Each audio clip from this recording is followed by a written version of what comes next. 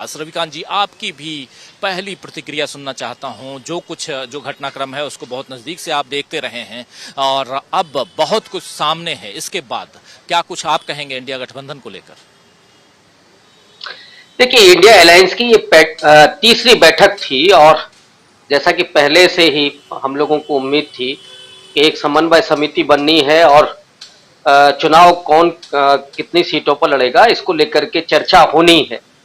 ये दोनों ही चीजें हम लोगों को दिखाई पड़ी और जो मुंबई से मैसेज गया उसका असर इतना था कि कल नरेंद्र मोदी की तरफ से जो शिगुफा छोड़ा गया कि एक विशेष सत्र बुलाएंगे, वन नेशन वन इलेक्शन की बात हो रही थी और ये दरअसल टास्क दिया गया था गोदी मीडिया को कि ताकि अडानी साहब पर बात ना हो कि कैसे जो वित्तीय घोटाला हुआ है, अडानी साहब इतनी ऊंचाई पर कैसे पहुंचे, उसमें मोदी जी की क्या भूमिका है, इसकी कोई चर्चा ना हो, इसलिए वन नेशन वन इलेक्शन की बात होने लगी, संसद के नए सत्र की बात होने लगी। कह रहा था कि जो इंडिया अलायंस है उससे घबराहट मोदी जी में साफ दिखाई दे रही है और इसीलिए उन्होंने इस पूरे मुद्दे को डाइवर्ट करने के लिए कि कहीं मीडिया में ये सुर्खी न बने कि किस तरह से तमाम राजनीतिक दलों के लोग एक मंच पर आए हैं, उनकी आपस की केमिस्ट्री क्या है। आज का जो उत्साह और कल का जो मुझे मैंने देखने में आया वो ये है कि बड़ी उत्साह धर्मता थी। ये लोकतंत्र के उत्सव के रूप में मैं इसे देखता हूं, क्योंकि सिर्फ ये नहीं है कि पार्लियामेंट में ही वो सौहार्द दिखाई दे। जब सत्ता इस तरह की हो जिसका तानाशाही पूर्ण रवैया हो, उस समय विपक्ष एकजुट होकर के अगर वो वहां पर अपने एजेंडे को तय कर रहा है और जनता के जो परेशानियां हैं, उनके जो समस्याएं हैं, उनको लेकर के अगर एकजुट हो रहा है, तो मैं इसे भी लोकतंत्र के उत्सव के रूप में देखता हूं। और जाहिर तौर पर ऐसे लोग, ऐसे नेता जो उस राज्य में आपस में संघर्ष करते हैं, लेकिन वो एक मंच पर थे, आपस में एक दूसरे से बात कर रहे थे, फोटो भी सेशन चल रहा था, तो इतना सौहार्दपूर्ण वातावरण, और ये किस चीज का नतीजा है? ये उस आत्मविश्वास का नतीजा है जो राहुल गांधी ने बात को कही कि हम मिल करके इस सरकार को उखाड़ फेंकेंगे, इसको हरा देंगे। क्योंकि जो गोदी मीडिया के जरिए नैरेटिव बनाया गया कि साहब मोदी तो कोई नहीं हरा सकता है, आएगा तो मोदी ही। लेकिन ये जो एकजुटता है उसने सीधे तौर पर इस बात को रेखांकित कर दिया है कि अब कोई और ताकत नरेंद्र मोदी को, कोई और छल, कोई और प्रपंच उनको बचा नहीं सकता है। और जो उन्होंने इस देश के अवाम के साथ किया है, जो छल किया है और जो धोखेबाजी की है, मैं बहुत होशो हवास में यह आरोप लगा रहा हूं, चाहे बेरोजगारी का सवाल हो, महंगाई का सवाल हो। आप उस समय के स्लोगन देखिए, 2014 के अच्छे दिन आएंगे, बहुत हुई महंगाई की मार, अब की बार मोदी सरकार, बहुत हुआ महिलाओं पर अत्याचार, अब की बार मोदी सरकार। और मणिपुर में क्या हो रहा था, हाथरस में क्या हो रहा था, जहां महिलाओं को नग्न परेड कराई जा रही थी और उनके साथ रेप हो रहे थे और मोदी जी खामोश थे।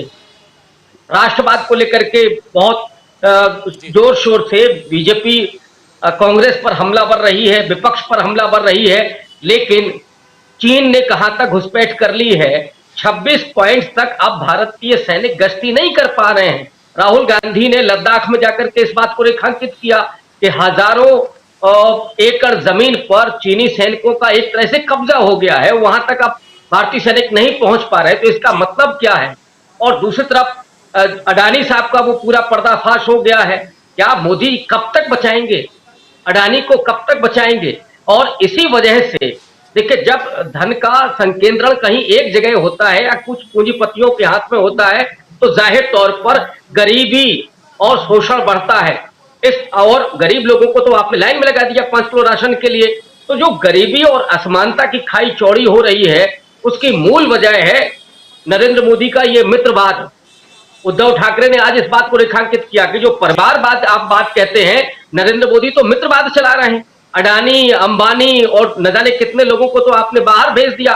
उनके साथ क्या किया? आप एक जांच नहीं करा सकते। तो ये जो हमला है उसमें उन लोगों की भावनाएं हैं जो देश आज देख रहा है, और एकजुटता इस बात को रेखांकित कर रही है कि अब ये गठबंधन इस सत्ता को, जो तानाशाही पूर्ण रवैया जिसका है, उसको उखाड़ फेंकने के लिए तैयार दिखता है। जी। देश का माहौल पूरे तरीके से बदला हुआ दिखता है। जो जन सामान्य है, चाहे उसमें किसान हो, मजदूर हो, नौजवान हो, दलित हो, पिछड़े हो, आदिवासी हो, वो सब भारतीय जनता पार्टी और नरेंद्र मोदी का जो तानाशाही पूर्ण रवैया है उसे आगे जा चुका है। जिस तरह से उत्पीड़न बढ़ा है, गरीबी बढ़ी है, विषमता की खाई बढ़ी है, उसके वजह से इस देश का जनमानस अब ये कहने लगा है कि साहब अच्छे दिन लाने का जो आपने वादा किया था, अब बेहतर है कि हमारे पुराने दिन ही वापस आप लौटा दीजिए। जो घड़ी-घड़ी झूठ बोला गया, जो छल किया गया लोगों से, किसानों का आंदोलन 13 महीने का, जहां 750 किसानों की शहादत हो गई, लेकिन मोदी जी ने कभी मुंह नहीं खोला। सीए एनआरसी पर क्या हुआ? पूरे अल्पसंख्यक समाज को आपने जिस तरह से उनको सड़कों पर ला करके घसीट करके पीटा, जिन्हें आप बेघर करना चाहते थे, वो पूरा अल्पसंख्यक समाज इस समय राहुल गांधी की तरफ उम्मीद की नजरों से देख रहा है। आपने नौजवानों के साथ क्या किया? 2 करोड़ रोजगार देने का वादा किया था, लेकिन आज पढ़े लिखे लोगों से लेकर के और वो जो साधारण तबके का नौजवान है, वो भी इस समय इतना ज्यादा परेशान है कि वो सरकार के बदलाव का इंतजार कर रहा है। ठीक उसी तरह से जो और समुदाय हैं, आदिवासियों के साथ क्या हुआ? मध्य प्रदेश का वो दृश्य क्या आप भूल सकते हैं कि जहां पर एक भाजपाई एक आदिवासी पर पेशाब कर रहा है सरेआम, दलितों का उत्पीड़न है। गुजरात में ऊना से लेकर के और उत्तर प्रदेश के हाथरस तक बदस्तूर जारी रहा। तो जो ये परिस्थितियां हैं, उन परिस्थितियों की जो केमिस्ट्री है पूरी, वो रिफ्लेक्शन उसका दिखाई पड़ता है मुंबई की इस बैठक में। जो आत्मविश्वास विपक्षी दलों में दिखाई पड़ रहा है, जो एकजुटता दिखाई पड़ रही है, इसके पीछे यही जनमानस के अपनी जो केमिस्ट्री है वो है। और राहुल गांधी की जो पूरी यात्रा है, अभी ये भी चर्चा हो रही है कि शायद चुनाव पहले हो जाए। इसके पीछे मुझे एकमात्र जो बड़ा कारण दिखाई पड़ता है वो ये कि राहुल गांधी की भारत जोड़ो यात्रा कहीं जो उसका पार्ट 2 होना है, वो नरेंद्र मोदी की सरकार को पैरों की तलों से जमीन को ना खत्म कर दे, इसलिए। और दूसरा सेमीफाइनल जिसको मैं कहता हूं, आपका मध्य प्रदेश, छत्तीसगढ़, राजस्थान, तेलंगाना की चुनाव, जहां पर सीधे तौर जी। पर कांग्रेस पार्टी बढ़त बनाए हुए दिखती है और भारतीय जनता पार्टी को वहां शिकस्त अगर मिलती है, तो फिर नरेंद्र मोदी किस मुंह से जनता के बीच में जाएंगे और यहां तक कि वो अपने पार्टी के बीच में भी कैसे जाएंगे? जो नरेंद्र मोदी इतना बड़ा ब्रांड बन करके आए थे, उस हिंदुत्व और कारपोरेट मीडिया के कंधे पर सवार होकर के, वो नरेंद्र मोदी अपने भाजपाइयों के बीच में कैसे मुंह दिखाएंगे?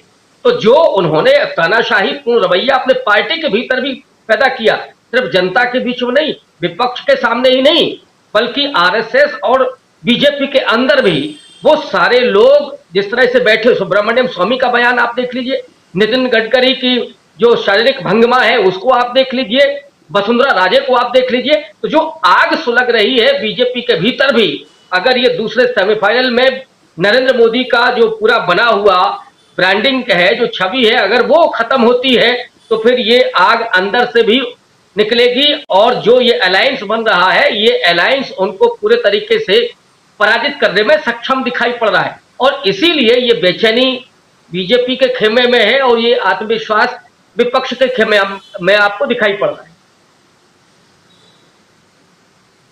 जी, बेचैनी जो है वो विपक्ष नहीं बल्कि सत्ता पक्ष के खेमे में है और विपक्ष जो है वो